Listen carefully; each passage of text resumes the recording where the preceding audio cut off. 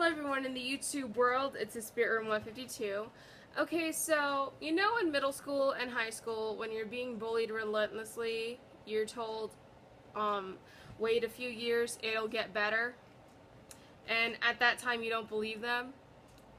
Well, I'm gonna tell you a story of middle school and high school Christina, that's my name in case you guys didn't know. When I was in middle school and part of high school, I was bullied relentlessly. Teachers wouldn't do anything about it. Administration wouldn't do anything about it. And I was told that the people who were bullying me wouldn't get anywhere in life. Well, flash forward to 2015, I still have emotional scars from being bullied. And the people who bullied me, a lot of them have gotten nowhere in life. Like, I don't know how I'm supposed to feel about that, if anything, because, you know, the people in school who bullied me, some of them became parents really, really young. Some dropped out. And some of them complain about how much their lives suck. And in the words of Jenna McDougall from Tonight Alive in their song Lonely Girl, and I don't feel sorry for you, as now the bridge is burning, and now the table's turning, and it's come crashing down over you, over you. The tables have turned. You know, it's just, it's just, I wish I'd believe those people all those years ago when they told me it does get better, and that I would be laughing in their face. Well, at first I was laughing, now it's just like, joke's on you. I know I shouldn't be saying that, but that's just my true emotion towards all of it. And I look at the people I went to school with, and it's like, joke's on you. I mean, some of them, they complain about how much their lives suck. And it's like, had they focused on themselves more than they focused on me, then maybe they might be successful in life.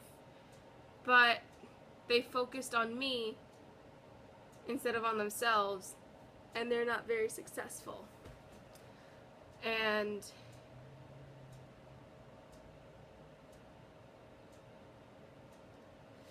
you know, I'm not sure if I mentioned this already, but I still have the emotional scars.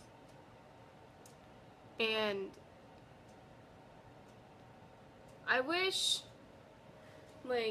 school systems across the country, I wish they understood that, bullying, it does leave emotional scars, because I'm still emotionally scarred from all of it. Even as a 22-year-old, I'm still emotionally scarred. And it just flat out amazes me that, all those years ago teachers wouldn't do anything about the bullies. If only they knew how emotionally scarred I became, they probably would have done something different. And I wish teachers, like I said, I wish educators across the country who are ignoring bullying, I wish they understood the emotional damage that it can cause. And I remember there's an actress, Winona Ryder. I remember reading about how these 3 girls beat her up and they bullied her. And this was when she was in the 7th grade. And instead of kicking out the bullies, the school kicked Winona out. And years later, after she became a really famous actress, one of the girls who beat her up ran into her at a coffee shop, and she was like, Winona, can I have your autograph? And Winona recognized her. And she said, do you remember when you beat up that kid in middle school? Kind of, the girl replied. That was me. Go fuck yourself. And I mean, if I was in a position like that where I was recognized by a girl who bullied me, I would tell her to go fuck herself. Because I mean, you'd think that I've forgiven. I have forgiven some people, because at least they were able to admit that they were wrong and actually mean it. Other people, until they can admit they were wrong, they don't get my forgiveness. I know it's harsh, but then again, kind of like how they didn't give a rat's ass when they were bullying me, I don't give a rat's ass about forgiving them. And I know a lot of you are, a lot of you who are gonna probably end up watching this, some of you are victims of bullying. You know, it does get better. I mean, I'm in a much better emotional state at 22 than I was at between 11 and 16. And, you know, just wait it out. I mean, I've gotten to do so much that the kids who bullied me in school didn't do. Like, the kids who bullied me, some of them have kids. They can't randomly wake up one day and say, hey, I want to go to New York for vacation. They can't do that. I've done it. And I actually went. But just think about, and I mean, there are some kids who are being bullied and they feel like suicide is the only way out. You know, this is something I've never talked publicly about. But when I was 14, because of how much I couldn't, there was so much I couldn't take, I actually tried to commit suicide. Yeah. Then I ended up in mental rehab, as I like to call it. Then after that, I ended up there 2 more times. Before I turned, this was like between the time I was 14 and 15.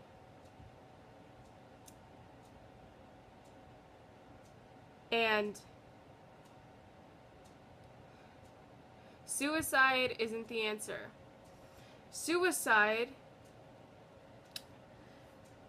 is what the thing is, you kill yourself, the only thing it does, it ends the pain, but you cut off an opportunity to see that your life does get better, that it really does get better.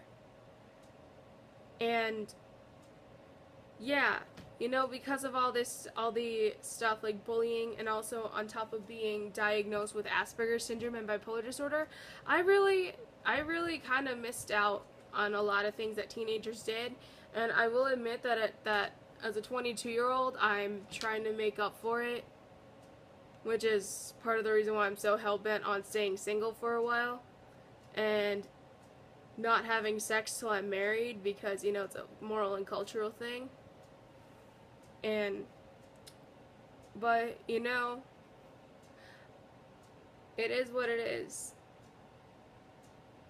And I'm going to put some links down below to resources that could probably help you.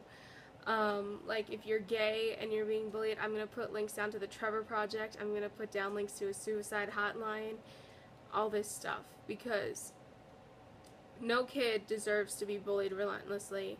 No kid deserves to have school administrators turn their backs on them the way school administrators at my middle school and high school did to me. I ended up getting transferred out of public high school into a school for kids with things like Asperger's syndrome, bipolar, and all that stuff. I do have Asperger's syndrome and bipolar, along with ADHD. And it took me a while to figure out how to manage it. but I did. I will be honest, I am on 2 medications for bipolar and ADHD. I've come up with several coping skills, like I have like 2 guitars over there in the corner of my room along with a Line 6 amp. Anytime I feel stressed, I just pick up my guitar and I play. Or if I just need help relaxing after a stressful day at school, if I'm ever stressed at school. But I just, you know, and this is me being honest about what I had to go through as a teenager. And oh yeah, I'm still working, and to this day I'm still working on getting my license. But I'm working on that, not for lack of trying. But I'm trying. I'm working on it. Let's see, what else? You know, and also things that I see, because of the relentless bullying, I really never had a core group of friends. It took me until college to have that core group of friends, including my buddy Nicole. You know, since I met her last year, she's kind of been my rock. And the closest thing I have to a sister, seeing as I'm an only child. But still. But what I'm trying to get at with this is, doesn't matter what you're going through, life does get better. You just need to time just needs to take its course.